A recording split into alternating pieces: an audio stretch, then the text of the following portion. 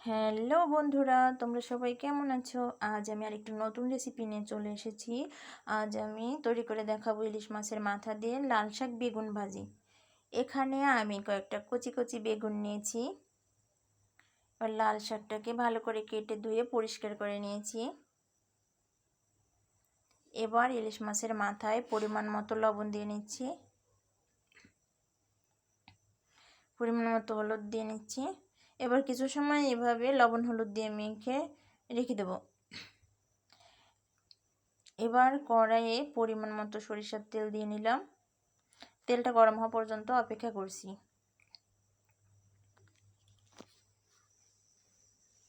তেলটা একটু নেড়ে চেড়ে নিচ্ছি। তেলটা গরম হয়ে গিয়েছে। এবার আমি মাছের মাথা ভেজে নেব। মাছের মাথা উল্টে পাল্টে দিচ্ছি।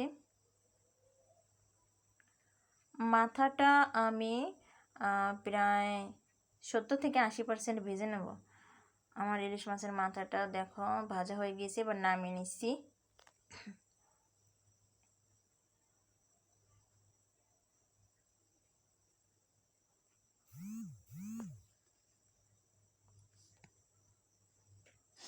এবার ওই ভাজা তেলের ভিতরে আমি আর একটু তেল দিয়ে এতে আমি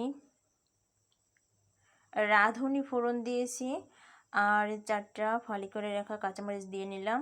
এবার আমি লাল শাকটা দিয়ে নিচ্ছি, একটু নেড়ে চেড়ে নিচ্ছি। এবার এতে অল্প করে একটু লবণ দেব। শাক ভাজি করলে অনেকটাই কমে যায়, তাই লবণটা একটু হিসাব করে দিতে হবে যাতে বেশি হয়ে না যায়। এবার পরিমাণ মতো হলুদ দিয়ে নিলাম, আবার ভালো করে নেড়ে চেড়ে নিচ্ছি।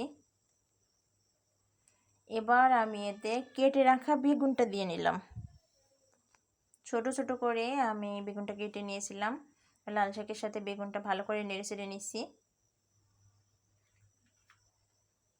এবার একটা ঢাকনা দিয়ে ঢেকে রাখলাম যাতে বেগুনটা তাড়াতাড়ি সেদ্ধ হয়ে যায়। এবার ঢাকনাটা উঠিয়ে আবার একটু নেড়ে চেড়ে নিচ্ছি। খুন্তির সাহায্যে দেখছিলাম বেগুনটা সিদ্ধ হয়েছে কিনা। বেগুনটা সিদ্ধ হতে আরও কিছুটা বাকি আছে।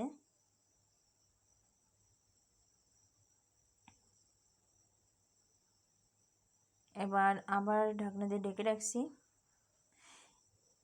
এবার আমি ভেজে রাখা ইলিশ মাছের মাথাটা এভাবে ভেঙে নেব। একেবারে টুকরো টুকরো করব না, একটু বড় বড় করেই ভেঙে নিচ্ছি।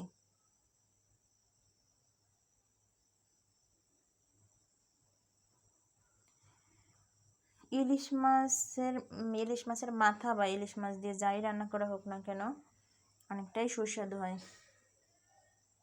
তোমরা যে কোনো সবজির সাথেই ইলিশ মাছ রান্না করে খেতে পারো। ঢাকনাটা উঠিয়ে নিলাম। এবার আমি ভেঙে রাখা ইলিশ মাছের মাথাটা দিয়ে শাকের সাথে ভালো করে নেড়ে চেড়ে নিচ্ছি। বন্ধুরা, তোমরা যদি চাও এতে পেঁয়াজ রসুনটাও ব্যবহার করতে পারো। পেঁয়াজ রসুনটা অপশনাল, আমি পেঁয়াজ রসুন ব্যবহার করছি না। দেখো আমার ভাজাটা অনেকটাই হয়ে এসেছে, আমার ভাজাটা হয়ে গেছে। এবার আমি নামিয়ে নিয়েছি। এভাবে তোমরা ইলিশ মাছের মাথা বা অন্য যে কোনো মাছের মাথা দিয়েই এই শাকটা রান্না করে খেয়ে দেখতে পারো, আশা করি ভালো লাগবে। এতে আমি তেমন কোনো মশলাই ব্যবহার করিনি।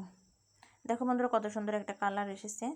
যদি আমার ভিডিওগুলো যদি ভালো লেগে থাকে তাহলে আমার চ্যানেলটি সাবস্ক্রাইব করে বেল আইকন প্রেস করে আমার পাশে থেকো। ভালো থেকো বন্ধুরা।